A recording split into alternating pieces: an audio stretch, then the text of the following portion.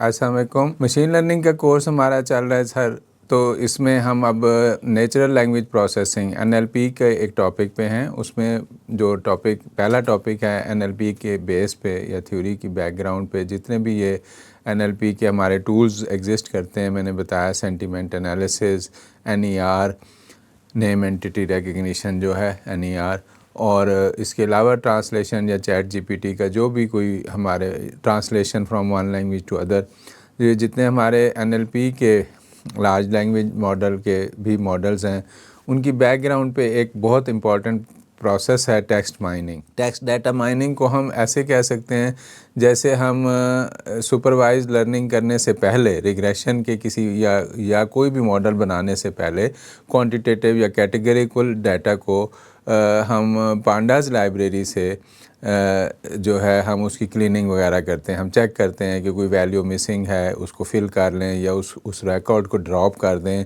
ताकि उसकी क्लीनिंग वगैरह कर लें, उसकी स्टैंडर्डाइजेशन कर लें, तो फिर हमारा वो मॉडल अच्छा बनता है।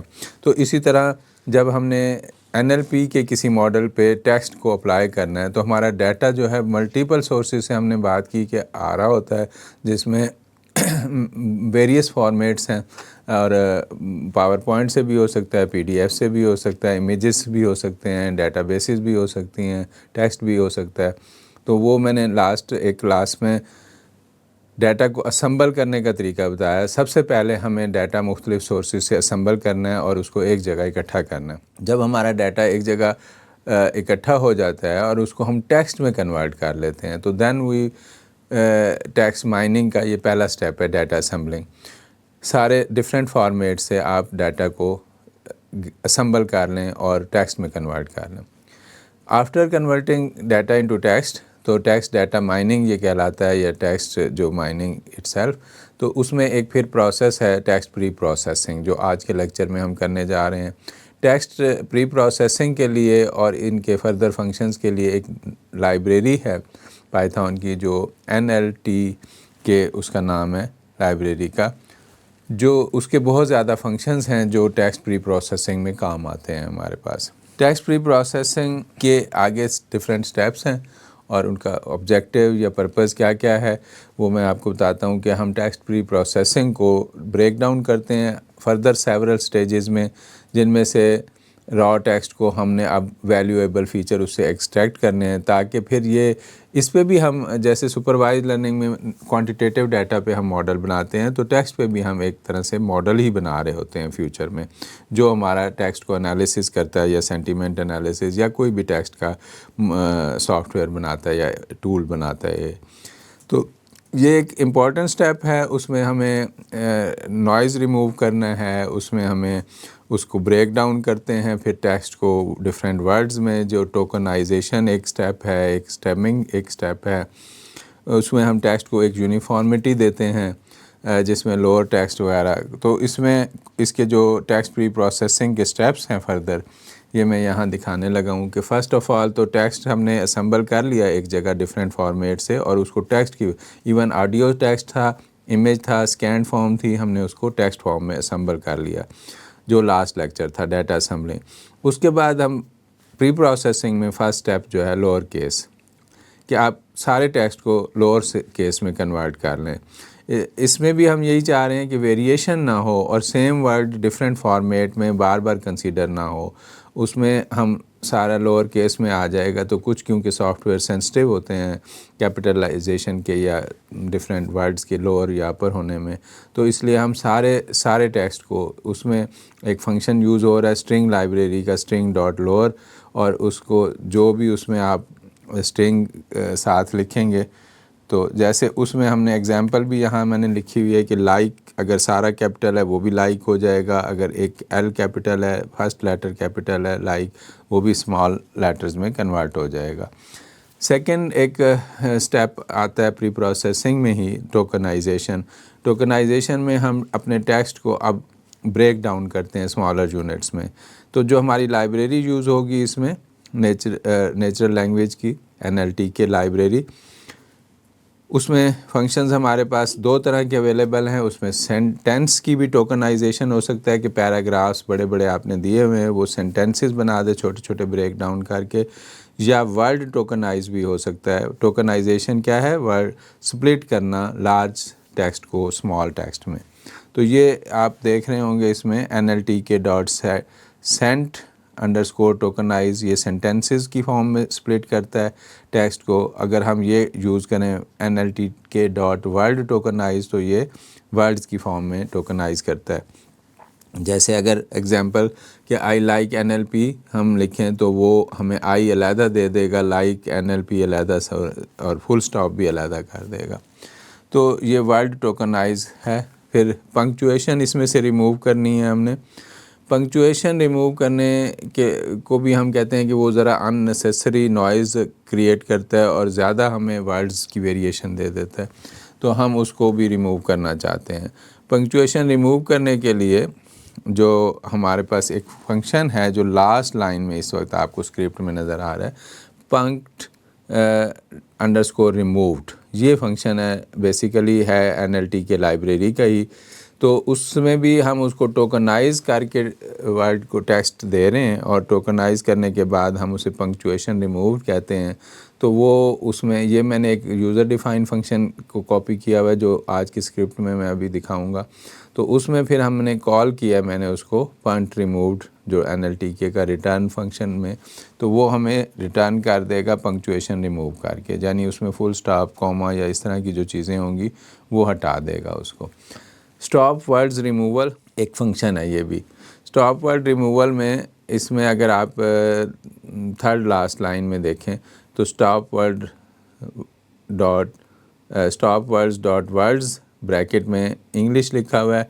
तो हर लैंग्वेज के कुछ स्टॉप वर्ड्स हैं। जैसे हम कह रहे हैं stop words like the end और द ए, इस तरह के जो वर्ड्स होंगे जिनकी ज़्यादा ज़रूरत नहीं है, जो मीनिंग को चेंज नहीं कर रहे हैं या ख़राब नहीं कर रहे, तो उनकी टेक्स्ट में ज़रूरत नहीं है और वो अननेसेसरी वर्ड काउंट को इंक्रीज़ करते हैं, तो इसको रिमूव करते हैं to reduce the unnecessary word count. अच्छा, उसमें जो है ये जो यूज़ किया जाता है ये तकरीबन आलमोस्ट 100 लैंग्वेजेस के लिए stop word function NLTK library का मौजूद है कि उसमें उसके पास लिस्ट स्टोर्ड है हर लैंग्वेज के स्टॉप वर्ड्स। तो जैसे इंग्लिश के स्टॉप वर्ड्स अगर हम इसको प्रिंट करके भी देख सकते हैं कि प्रिंट ब्रैकेट में स्टॉप वर्ड्स लिख दें जस्ट और इंग्लिश लिख दें तो वो आपको इंग्लिश के स्टॉप वर्ड्स की एक लिस्ट प्रिंट कर देगा पाइथन में जाके। अगर आप लिखें कि कौन कौन से जिन वर्ड्स हैं जिनको वो इंग्लिश में स्टॉप वर्ड्स कंसीडर करता है, द एंड और वगैरह जो है वो आपको एक लिस्ट दे देगा। और उसको जब हम स्टॉप वर्ड फंक्शन किसी टेक्स्ट के लिए कॉल करते हैं तो ये उस टेक्स्ट में से स्टॉप वर्ड्स को रिमूव कर देता है। और इसको लूप की फॉर्म में भी आप चला सकते हैं ताकि पूरे टेक्स्ट में से रिमूव कर सकते हैं। तो ये मेरे जो टेक्स्ट अभी मैं दिखाऊंगा कि word for word in words if word dot lower not in stop words, तो उसको फिर हम फिल्टर्ड वर्ड करके हम ऐसा कर रहे हैं कि लूप चला रहे हैं और हम एक एक वर्ड को देख रहे हैं कि अगर वो स्टॉप वर्ड में नहीं है तो उसको हम अपनी लिस्ट में रखें और बाकी जो है अगर वो है उसमें तो वो ड्रॉप हो जाएगा। तो ये एक छोटा सा टेक्स्ट हम खुद अरेंज करेंगे with the function stop words. और इसी तरह अगर ये जो कॉल होता है लैंग्वेज के साथ ब्रैकेट में आपने कॉमास में देखा होगा इंग्लिश लिखा हुआ है, अगर इंग्लिश की जगह फ्रेंच लिख दें, जर्मन लिख लें और आपने टेक्स्ट आपने जर्मन या किसी और लैंग्वेज में दिया हुआ है तो उसके भी आप स्टॉप वर्ड्स, हर लैंग्वेज के एक स्टॉप वर्ड्स की लिस्ट है उसके पास, वो उसके स्टॉप वर्ड्स को रिमूव कर देगा। रिमूव नॉइज़ भी हम कर सकते हैं। रिमूव नॉइज़ जो है उसमें स्पेशल करैक्टर्स या नंबर्स या जो अल्फ़ा न्यूमेरिक करैक्टर्स हैं वो बेसिकली जो आप नहीं चाहते अगर वो रिमूव करने हैं तो उसमें फिर इज़ अल्फ़ा जो स्ट्रिंग वेरिएबल्स का एक फंक्शन है इज़ अल्फ़ा, उससे आप चेक कर सकते हैं कि वो अल्फ़ा है यानी टेक्स्ट है या नहीं है। अगर अदर दैन टेक्स्ट है, इफ़ फॉल्स रिटर्न करे इज़ अल्फ़ा तो इसका मतलब है उस वर्ड को आप ड्रॉप कर सकते हैं जो स्पेशल करैक्टर्स में आते हैं। टेक्स्ट क्लीनिंग में हम उसको यही है कि हमने स्ट्रिंग लोअर तो हमने पहले ही कर लिया था कि पूरे टेक्स्ट को हम लोअर में कर लें कन्वर्ट लोअर केस में, और स्ट्रिंग डॉट स्ट्रिप जो है ये आपका वाइट स्पेसेस या एम्प्टी स्पेसेस जो अगर टेक्स्ट में होंगी उनको ये फ्री कर देता है, उनको रिमूव कर देता है। तो उससे हमारा ये जो है नॉइज़ फ्री वर्ड हम इसे कहते हैं या क्लीनिंग हम कहते हैं हो गई टेक्स्ट की।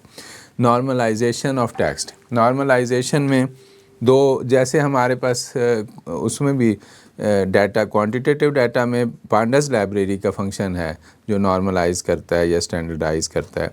उसमें हम मीन को स्टैंडर्डाइज कर रहे होते हैं, डाटा को कि मीन 0 और वेरिएंस 1 कर रहे होते हैं। लेकिन टेक्स्ट नॉर्मलाइजेशन के जो मेथड्स हैं उसमें फ़र्दर इंक्लूड करता है स्टेमिंग एंड लेमेटाइजेशन। स्टेमिंग जो है हमारे पास ये होता है कि हम उसके वर्ड्स को उसके रूट फॉर्म में कन्वर्ट कर देते हैं, जैसे कि और स्टेमिंग के डिफरेंट फंक्शंस भी हैं हमारे पास। पोर्टर स्टेमर है और एक दो ये बाय नेम ऑफ पर्सनस हैं, तो एक दो और स्टेमर फंक्शन भी हैं, लैंकेस्टर है शायद, और एक ये स्टेमर सिंपल मैंने अप्लाई किया हुआ है जो इस फंक्शन में स्क्रिप्ट में यूज़ किया हुआ है। तो स्टेमिंग फंक्शन है। स्टेमिंग जो है क्या करता है कि जब आप उसको एक टेक्स्ट देते हैं तो वो उस पूरे पैराग्राफ दें, चाहे कुछ पेजेस दे दें, जितना लंबा भी टेक्स्ट देंगे आप, उसके वो उसकी वर्ब फॉर्म को चेंज कर देता है और रूट फॉर्म में ले आता है। जैसे रनिंग को वो रन कर देगा, ठीक है। तो इसी तरह आई एम ईटिंग तो वो ईट कर देगा, या ईट्स या ईटन को भी ईट कर लेगा वो। तो लेमेटाइजेशन ये भी नॉर्मलाइजेशन का एक स्टेप है टेक्स्ट नॉर्मलाइजेशन का। इसमें हम कहते हैं कि वर्ड्स को आपने फिर उसके डिक्शनरी मीनिंग की तरफ ले जाना है ग्रामेटिकल कॉन्टेक्स्ट में। जैसे इसमें वर्ड नेट लेमेटाइज़र डॉट लेमेटाइज फंक्शन है एक, तो ये बेटर को जैसे गुड कर देगा, बेस्ट को भी गुड कर देगा। लेमेटाइज्ड वर्ड जो हैं ये हम उसको बेस में कन्वर्ट कर लेते हैं, उसकी बेसिक फॉर्म में या रूट फॉर्म में। लेमेटाइज और स्टेमाइज दो फंक्शन कर लेते हैं। फिर हम पार्ट्स ऑफ स्पीच टैगिंग भी कर लेते हैं टेक्स्ट पे। पार्ट्स ऑफ स्पीच टैगिंग ये होता है कि जैसे आप कोई उसको टेक्स्ट दें तो वो उसको असाइन कर दे कि ये नाउन है, प्रोनाउन है, वर्ब है, एडजेक्टिव है, कंजक्शन है या कुछ क्या है इसमें। जैसे उसके लिए फंक्शन है हमारे पास NLTK का, NLTK dot POS part of speech से है, POS डॉट अंडरस्कोर टैग। तो हम चाह रहे हैं कि वो पूरे टेक्स्ट को टैगिंग कर दे। जैसे एग्जांपल में मैंने लिखा हुआ है ही इज़ रनिंग, अगर हम उसे देंगे with the function NLTK POS tag call करेंगे तो ये हमें रिप्लाई में आउटपुट जो देगा उसमें ये ही को सेपरेट करके उसके साथ PRP लिखेगा। PRP stand for personal pronoun, and is को वो VBZ लिखेगा। VBZ जो है ये बेसिकली वर्ब है in third form, singular form जिसका भी होगा। जैसे ही शी इट को ये सबको PRP पर्सनल प्रोनाउन करेगा, और जो इज़ वाज वर इस तरह की चीज़ों को ये VBZ करेगा। रनिंग जो है जैसे उसको उसने VBG जो है वर्ब गैरमेंट प्रेजेंट पार्टिसिपल जो होता है हमारा जो ING फॉर्म वाला ज़्यादातर होगा उसको ये VBG करता है। इस तरह और भी इसके पास हैं। सिंपल नाउन भी है, जैसे ही को तो ये पर्सनल प्रोनाउन कर रहा है, लेकिन अगर हम कोई और चीज़ का नाम लिखेंगे जैसे cup is there for tea, तो कप को ये हो सकता है नाउन कर दे। और इन जैसे है कुछ वर्ड्स हैं जिनको ये कंजक्शन कर देगा, ऑफ है कंजक्शन कर देगा। तो ये parts of speech tagging, stemization, lemmatization, ये जो हम सारे टेक्स्ट पे प्रोसेस कर रहे हैं डिफरेंट ब्रेक, तो ये सारे इम्पॉर्टेंट स्टेप्स हैं जो फर्दर जब हम मॉडलिंग कर रहे होते हैं टेक्स्ट के लिए या NLP उस पर यानी नेचुरल लैंग्वेज प्रोसेसिंग का कोई पार्ट करना चाहते हैं, और या NER नेम एंटिटी रिकग्निशन करना चाहते हैं, टेक्स्ट एनालिसिस करना चाहते हैं, लैंग्वेज मॉडलिंग करना चाह रहे हैं, कोई सेंटिमेंट एनालिसिस, कोई चैट GPT बनाना चाह रहे हैं, अपना एम्बेडिंग वगैरह जनरेटिव AI करना चाह रहे हैं, तो उसमें भी ये चीज़ें पहले से यूज़ करनी पड़ती हैं। ठीक है जी। नेक्स्ट जो है हमारे पास पार्ट ऑफ स्पीच के अलावा एक और इसी में काउंट वेक्टराइजेशन। ये वैसे थोड़ा सा हम अब आगे चले गए हैं कि ये यानी प्री प्रोसेसिंग से अगला स्टेप आ जाता है और ये NLTK लाइब्रेरी से बाहर चले जाते हैं हम। ये scikit लाइब्रेरी के फंक्शन है। बहरहाल converts the clean text into A matrix of word frequencies. तो ये क्लीन टेक्स्ट को मैट्रिक्स में कन्वर्ट करता है और उसके वर्ड की फ्रीक्वेंसीज़ भी लिख देता है। और एक फंक्शन है काउंट वेक्टराइज़र, ये उसके काउंट करके वेक्टर्स और उसकी फ्रीक्वेंसी हर फीचर की, हर वर्ड की बताता है। तो इसको हम क्लीन्ड टेक्स्ट दे देंगे। जो क्लीन टेक्स्ट हम कह रहे हैं कि हमने पहले सारे स्टेप कर लिए हैं जो मैंने अभी बताए हैं। TF-IDF वेक्टराइजेशन है, ये उसको वेट्स में कन्वर्ट करता है। वही जो ऊपर हमने लास्ट पेज पे काउंट वेक्टराइजेशन वाला फंक्शन कॉल किया है, उसमें TF-IDF वेक्टराइज़र जो है अगर टेक्स्ट किसी पे अप्लाई किया जाए तो उसमें भी देखें इस तरह कॉल किया जाता है। लास्ट लाइन में है कि TF-IDF underscore vectorizer dot fit underscore transform और ब्रैकेट में वो टेक्स्ट का नाम देंगे वेरिएबल का जिसमें टेक्स्ट कंटेंड है। ठीक है, तो वो आपको उस पूरे टेक्स्ट को, हर वर्ड को, उसकी फ्रीक्वेंसीज़ जो पहले उसने वेक्टराइज़र में काउंट की थी, ये उनको वेट्स में कन्वर्ट कर देगा। यह भी आप देखेंगे एक n-ग्राम फंक्शन है। n-ग्राम फंक्शन क्या करता है? n-ग्राम फंक्शन जो है जब NLTK लाइब्रेरी का फंक्शन है और इसमें जब इस फंक्शन को कॉल करने के लिए 2 पैरामीटर्स चाहिए। उसमें एक फर्स्ट पैरामीटर तो टेक्स्ट है जिसके ऊपर n-ग्राम अप्लाई करना है। सेकंड पैरामीटर एक इंटीजर होगा, 1, 2 और 3, उसकी कोई वैल्यू दे सकते हैं हम। तो वो जो इंटीजर होगा वो उतने वर्ड्स के ये कॉम्बिनेशन बना देता है गिवन पैराग्राफ या गिवन टेक्स्ट के। एग्जांपल है नीचे आई लव डाटा साइंस जैसे लिखा हुआ है। तो आई लव डाटा साइंस पे अगर हम n-ग्राम फंक्शन विद n = 2 कॉल करते हैं और टेक्स्ट की जगह आई लव डाटा साइंस दे देते हैं तो उसमें ये दो वर्ड्स के कॉम्बिनेशन बनाता जाएगा, आई लव डाटा साइंस, इस तरह। तो ये बेसिकली उससे ये होगा जैसे आई लव यू टू को अगर हम कन्वर्ट करें n = 2 से तो ये आई लव यू टू इस तरह कर देगा।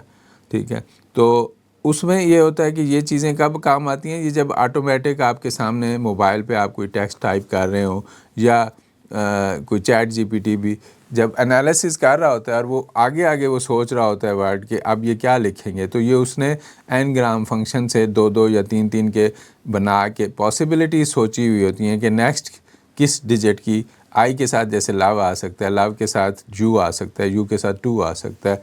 इस तरह की पॉसिबिलिटीज़ उसने इसी तरह सोची होती हैं कि वो n-ग्राम यानी 2 या 3 वेरिएबल्स के फंक्शन बना के उसने चेक किया होता है। तो ये 2 वाले को हम बाईग्राम भी कह देते हैं, 3 वाले को ट्राईग्राम भी कह देते हैं, या 1 ग्राम, 2 ग्राम, 3 ग्राम कह देते हैं।